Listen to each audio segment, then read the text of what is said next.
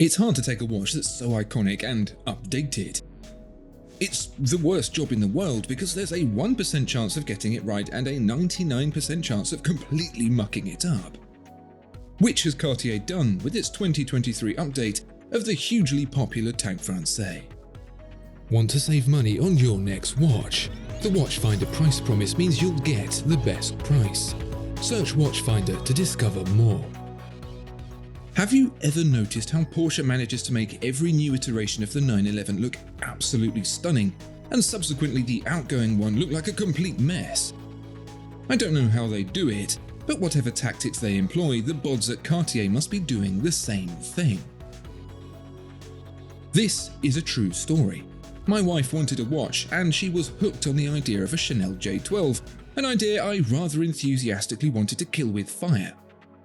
I suggested a number of different watch brands, including Cartier, and Cartier got a dismissive wave almost immediately.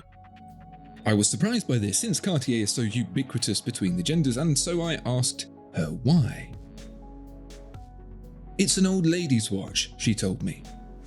In a way, she was right. Small, delicate watches in polished gold are very of their time. Her feelings were confirmed when Cartier, as if by magic, promptly updated its lineup in a way that, at first glance, looked completely exactly the same, but somehow turned my wife's attention back into favour. She now owns a Cartier. In 2023, it's the turn of the legendary Tank Française to receive a little Botox and a cheeky tuck. It seems like a minor thing, but when you're as big as Cartier is, second in watch sales only to Rolex, and you lay claim to such high style stakes as Cartier does, one false move and it's game over. Take a beloved watch like the Tank Française and play silly billies with it and it's bad with a capital B. It's like holding someone else's baby and telling them why it's ugly.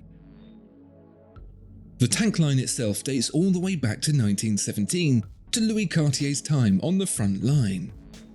Where everyone else saw death and misery, Cartier saw the potential for a watch design, and so it was from the Renault FT17 that he developed the Tank watch. For the avoidance of doubt, the FT17 is a tracked armoured vehicle with a mounted gun, also known as a tank. Side note, did you know the name Tank came from the secret British project to develop the war machines under the guise of building similarly constructed water tanks? Did you also know that the idea of eating carrots to see in the dark was a myth perpetuated by double agents of the British Armed Forces during World War II to cover up the secret that it had just developed radar? Anyway, Louis Cartier saw a tank and now we have the Cartier tank collection.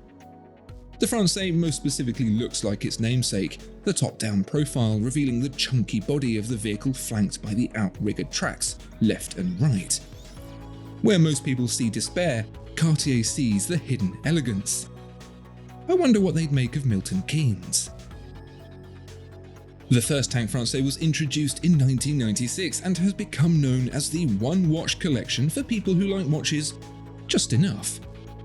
It manages the uncanny feat of appealing to fashionistas, I can't believe I said fashionistas, and watch people equally, an incredibly rare trick few have accomplished. Woe betide anyone who messes with the formula. For that reason, it has remained untouched since its 1996 launch. That is, until now. Did they muck it up? Of course they didn't.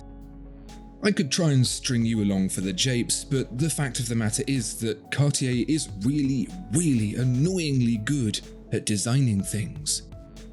And just like Porsche, they've avoided the new adopter syndrome. Instead of the fresh watch looking weird and scary, leaving owners clinging desperately onto their existing model, they've made the new ones look like what we all thought the old one looked like, and now the old one looks, well, old. If you have the knack for that, you're sitting on a fortune. You see, the changes are minor enough to leave you guessing in isolation, but prominent enough to understand completely when seen in context. I'll go through those changes now, and you see if you can spot them before I tell you. Let's start with the crown. It still has the famous blue sapphire cabochon, but now it's flatter and slightly inset for a sleeker profile that looks less like a miniature St. Paul's Cathedral. The end links where the bracelet meets the case are one piece instead of multiple, a simpler, less fussy look. On the largest model, the outer links are brushed instead of polished, so it feels a bit less like jewellery, and the dial gets an inset minute track and polished applied markers. Told you it's not much. Together it makes all the difference in the world. Ever added a little kick of salt or sugar to a dish that just fills out the flavour in a way that makes what you thought tasted fine before taste like watery shoe leather? Now you get it. It's all in the tiniest of decisions. The bracelet, for example, has tiny cams in the link so it lays at rest like the tracks of a, you guessed it, tank. I think Louis Cartier might have had PTSD. In Cartier's very prudent manner, there are 3 sizes of watch and, for now at least, 2 metals. The biggest, at 36.7 by 30.5mm, gets a Solita base movement with 38 hours of power reserve. The rest get a quartz. Really interesting is that, alongside steel, the only other choice is yellow gold. If Cartier say yellow gold is back, then yellow gold is back. At $5,500, the largest steel Tank Française isn't what you'd call a bargain, especially with the Solita. But for a watch with a name that carries as much weight as Cartier's does, I'm pretty surprised it's not a lot more expensive. It's strange to think of a luxury brand providing good value, but Cartier really does manage to find a sweet spot for all those people who like watches just enough to get something that's pretty well rounded. So that's the ultimate question, really.